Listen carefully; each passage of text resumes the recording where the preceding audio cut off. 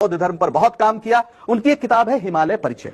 उसमें वो बद्रीनाथ के बारे में चर्चा करते हैं, जहां पर वो गए थे और उन्होंने जब मूर्ति को स्नान कराया जा रहा था उस समय जाकर देखा। और वो लिखते क्या है, मूर्ति काले पत्थर की थी जिसे शायद हथौड़े से जानबूझकर तोड़ा गया या इसे पत्थरों में फेंकते समय कुछ हिस्सा टूट गया।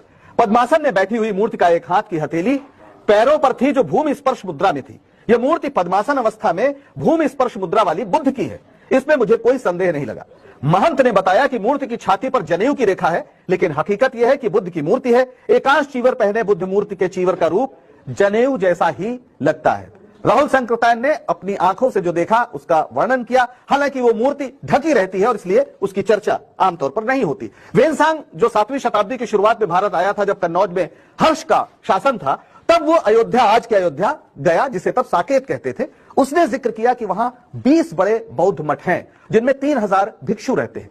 यह अलग बात है कि आज अयोध्या में कोई बौद्ध मठ नहीं है और कुछ इतिहासकारों का मानना है, मेरे इलाहाबाद विश्वविद्यालय के इतिहास विभाग के एक प्रोफेसर सुशील श्रीवास्तव थे जो अब दिवंगत है, उन्होंने किताब लिखी थी और उसमें भी उन्होंने कहा था कि दरअसल इस मस्जिद के नीचे अगर खुदाई हो तो एक बौद्ध मंदिर है। लेकिन बाबरी मस्जिद विवाद को जन्म देने वाली राजनीति कभी नहीं चाहती कि खुदाई का काम मुगल या सल्तनत काल से पहले तक जाए। कई इतिहासकार मानते हैं कि 8वीं शताब्दी में शंकराचार्य के नेतृत्व में बौद्धों के खिलाफ व्यापक अभियान चला, जिसके नतीजे में तमाम बौद्ध मंदिरों को हिंदू मंदिरों में बदला गया।